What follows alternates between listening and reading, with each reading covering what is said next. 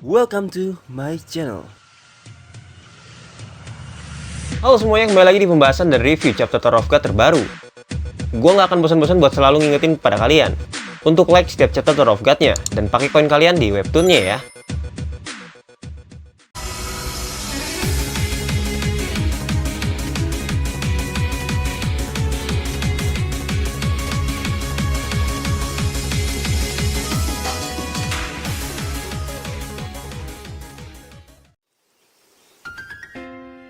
Chapter 508.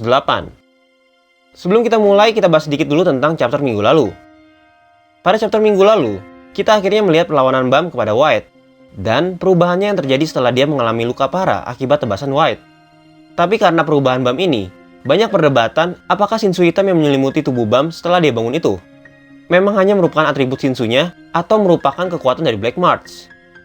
Gue sendiri punya pendapat pribadi dari hasil analisa Mimin sendiri. Tapi ini belum pasti benar ya guys. Analisa gue seperti ini.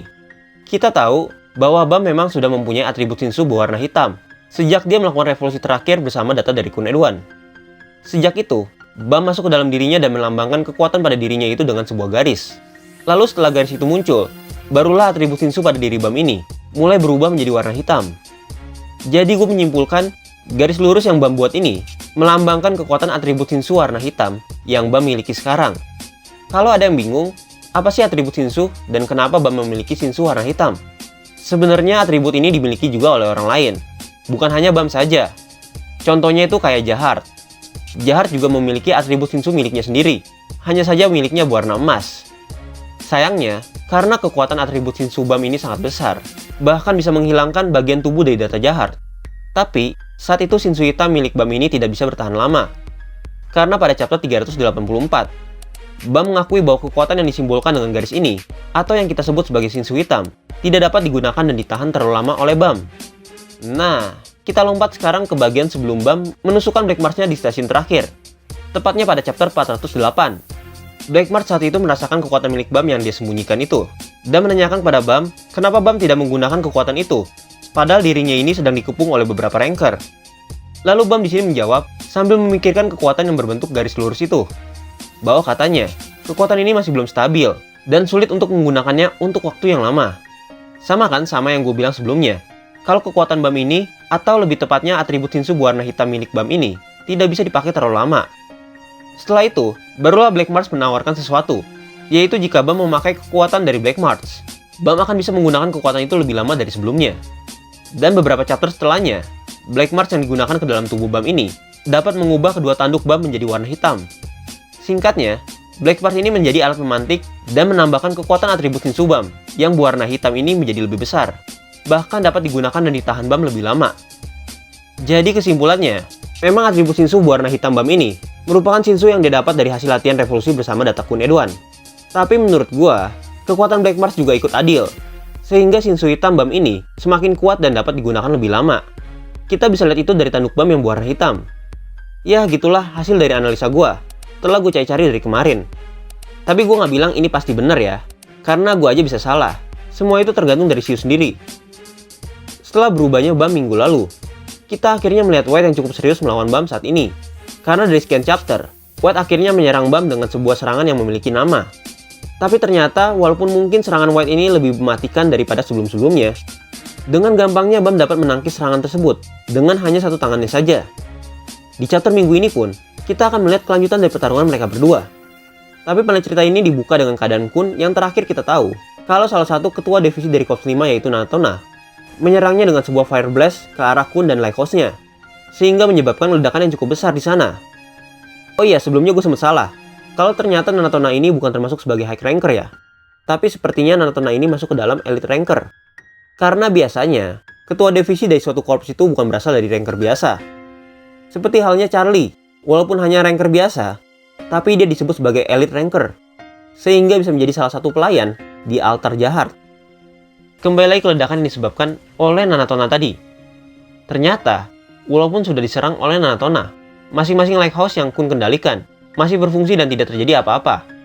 Karena seharusnya, jika orang yang mengendalikan lighthouse itu diserang dan mati, lighthouse itu akan berhenti berfungsi dan tidak bergerak sama sekali. Yang berarti, serangan yang Nanatona berikan sebelumnya tidak mengenai Kun sama sekali. Karena Lycos yang diserang itu merupakan Lycos yang sudah disiapkan oleh Kun dari sebelumnya, dan hanya sebagai pemancing untuk menutupi keberadaan Kun yang sebenarnya. Selama ini Kun berjaga-jaga supaya suara yang ditimbulkan oleh Lycosnya ini tidak terdengar oleh orang lain, dengan cara memasang jebakan atau trap yang dapat menghasilkan suara yang sama seperti Lycosnya ini, sehingga orang lain akan mengira bahwa Lycos yang palsu itu berisikan seseorang di dalamnya. Memang ya, soal kewaspadaan dan strategi, Kun emang nomor satu deh. Tapi Kun juga sebenarnya nggak nyangka kalau Lycos palsunya ini ditemukan secepat itu. Karena ternyata, Nanotona ini memiliki suatu kemampuan yang dapat membuatnya mendengar segala sesuatu dari jarak jauh. Hal ini mungkin dipengaruhi juga oleh statusnya sebagai ras tikus, yang memiliki kuping yang besar. Itulah yang membuat dia bisa mendengar keberadaan Lycos Kun dengan cepat. Jadi buat kalian para fans Kun Aguero nih, nggak perlu takut kalau Kun akan mati, karena Kun saat ini masih aman dan selamat. Sekarang kita kembali lagi ke pertandingan MC kita dengan Slayer legendaris White. Tapi bisa dibilang, percakapan pada panel ini 90% cuma memperlihatkan isi pikiran dari White. Bahkan, Bam pun gak ngomong sama sekali dalam panel ini. Kebayang ya betapa seriusnya dan marahnya Bam, yang tadinya dia terus-menerus berteriak kepada White untuk mati. Tapi pada pertarungan kali ini, dia gak ngomong sama sekali loh. Hal ini mengingatkan gue sama kepribadian Bam saat dia berada di bawah genggaman Fook. Atau mungkin jangan-jangan musuh abadi yang ada di tubuh Bam saat ini mulai mengendalikan Bam. Ya, tapi itu hanya perkiraan gila gue aja. Saat ini, ada satu hal yang menjadi pertanyaan besar dalam pikiran White, yaitu kekuatan apa yang digunakan Bam saat itu, sehingga Arya yang harusnya mati bisa hidup kembali. Tapi White menyadari sesuatu, kalau kekuatan ini bukanlah kekuatan yang berhubungan dengan kematian atau kehidupan. White berasumsi, saat dia sedang menyerap jiwa dari tubuh Arya yang mati, tubuh Arya lebih dulu kembali utuh seperti sebelumnya. Sehingga, jiwa yang tadinya diserap oleh White, kembali lagi ke tubuh Arya, tepat sebelum jiwa itu diserap habis oleh White. Hal ini bisa dilakukan dengan menggunakan kekuatan yang dapat dilanggar oleh Arya terkait distorsi waktu, yaitu dengan mengubah persepsi waktu saat Arya mati. Hal yang sama seperti saat Arya mengubah persepsi waktu dari White, dengan membuat White mengira telah menebas Arya. Namun kenyataannya, White tidak mengenai Arya sama sekali. Nah, jadi kalian yang bilang kalau Arya dihidupkan kembali oleh Bam, itu salah ya. Karena menurut gua, jawabannya udah dijawab oleh White. Tapi seharusnya, ia menggunakan persepsi waktu ini bukanlah Arya, melainkan Bam. Karena memang kalau kita lihat ya, jam tangan yang ada pada Arya sebagai sumber kekuatannya ini sudah menghilang. Lalu setelah White mengira-ngira tentang apa yang terjadi pada Arya, dan semua itu diyakini oleh White kalau itu semua kekuatan dari Bam. White lalu bilang kepada Bam kalau dia seperti seseorang yang membawa keajaiban atau mukjizat, tapi sebenarnya itu bukanlah keajaiban, melainkan kekuatan alami dari Bam sendiri. Lalu melihat Bam yang mulai bersiap-siap untuk menyerang White, White pun marah sehingga menyerang Bam terlebih dahulu, karena merasa direndahkan oleh tatapan Bam yang sekarang ini. Namun serangan White itu lagi-lagi ditangkis Bam dengan satu tangannya saja. Hal ini membuat White harus meningkatkan kecepatannya lebih lagi. Karena menurutnya, konsentrasi Shinsu yang ada pada tubuh Bam saat ini lebih besar dibanding sebelumnya. Sehingga sekarang serangan biasa pada Bam tidak akan berpengaruh. Tapi di saat White akan menaikkan kecepatan serangannya dan sudah bersiap-siap untuk menyerang Bam kembali, tiba-tiba hal mengejutkan pun terjadi. Bam yang tadinya berada jauh di depan White, sekarang berada tepat di hadapan White. Dan tanpa berkata-kata, Bam langsung melontarkan serangan Wave Explosion-nya kepada White. White yang kaget karena kedatangan Bam dan serangan Bam saat ini, hanya bisa menahannya dengan pedangnya itu. Tapi di saat White sedang menahan serangan Bam ini, White menyadari akan satu hal, bahwa kekuatan pada pedangnya ini semakin lama semakin berkurang. Hal ini dikarenakan juga bahwa Shinsu dari Bam yang menyerang pedangnya saat ini menguras kekuatan dari pedangnya itu. Sehingga, White harus membuat jarak terhadap Bam dan harus cepat-cepat menyerang Bam kembali. Tapi sayangnya setiap serangan dari White ini lagi-lagi bisa ditahan Bam dengan gampang. Dan kali ini hanya dengan tangan kosongnya saja. Dan justru, hal ini membuat suatu kesempatan bagi Bam untuk menyerang White kembali. Kali ini Bam tidak menyerang menggunakan Shinsu-nya, melainkan dengan sebuah pukulan yang sudah diselimuti oleh Shinsu merah dari kekuatan Retirisa. Serangan ini akhirnya cukup mendorong White, tapi bukan berarti serangan Bam berhenti sampai situ. Tanpa mengasih jeda kepada White untuk menyerang balik, dan juga untuk mengantisipasi White menyerang dengan pedangnya, Bam berlari kencang ke arah White dan melompat ke atas pedang White. Lalu dia melontarkan kembali pukulan Retirisanya. Untungnya, kali ini White sempat mundur untuk menghindari pukulan Bam ini. Tapi seperti yang gue bilang, Bam tidak memberi jeda sama sekali untuk White bisa bergerak, apalagi untuk menyerang. Karena setelah itu, Bam kembali menyerang White dengan melemparkan Shinsu hitamnya, dilanjutkan dengan serangan Stardust Meteor Shower. Serangan kali ini pastinya berbeda dengan serangan sebelumnya, karena pastinya serangan Meteor Shower-nya ini juga berubah mengikuti atribut Shinsu Bam saat ini yang berwarna hitam. Dengan konsentrasi Shinsu yang lebih tinggi, dan juga daya hancur yang pastinya lebih besar. White yang menyadari hal itu sudah bersiap-siap dengan serangan Bam kali ini. Karena White tahu, pedangnya ini tidak bisa berhadapan dengan Shinsu Bam yang sekarang, apalagi untuk memotongnya. Sehingga hal yang bisa dilakukan White saat ini hanya bisa mengubah setiap arah dari serangan Stardust Meteor Shower-nya Bam. Karena serangan ini membuat White sangat sibuk dan memakan waktu yang cukup lama.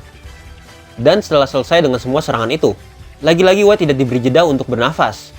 Karena ternyata, di depan White saat ini sudah menunggu sebuah orb yang sangat besar, berwarna hitam kemerahan. Walaupun lebih berwarna merah ya, tapi White menyebutnya dengan Black Orb.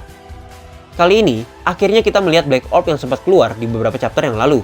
Sekarang kembali ditunjukkan pada chapter ini. Hal ini membuat gue sangat penasaran. Kira-kira akan sekuat apa serangan Black Orb nanti?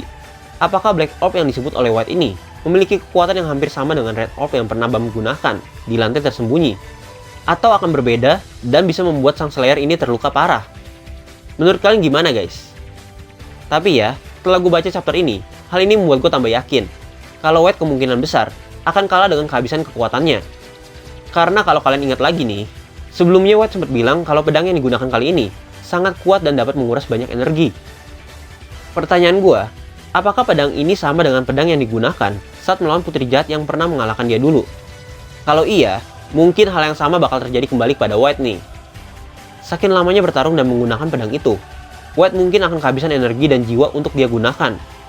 Hal yang membuat gue tambah yakin, saat tadi dia bilang kalau pedangnya saat ini semakin lama semakin menjadi tumpul. Sehingga mungkin aja dia akan kehabisan energi dan jiwa untuk dia gunakan. Mungkin nanti White akan terpaksa untuk membagi kembali dirinya, seperti sebelumnya di kereta neraka. Tapi ini hanya prediksi Mimin aja ya. Karena Mimin benar-benar nggak mau White mati guys. Tapi kalau White mati ya mau gimana lagi. Semua cerita kan Shio yang buat. Jadi kita tunggu aja gimana kelanjutan nanti. Dan berharap chapter minggu depan akan lebih seru daripada sebelum-sebelumnya. Dan mungkin, sekian dulu pembahasan dari review Tower of God kali ini. Sorry jika ada yang salah atau masih ada yang kurang.